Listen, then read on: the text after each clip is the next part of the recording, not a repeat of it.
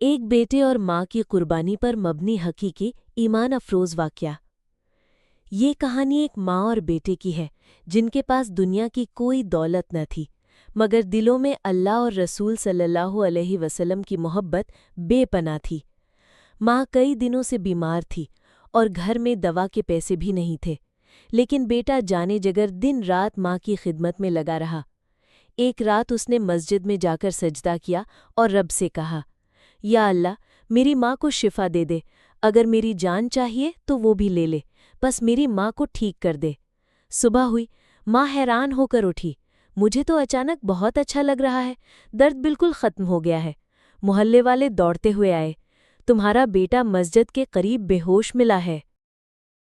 سانسیں بند ہو چکی تھیں۔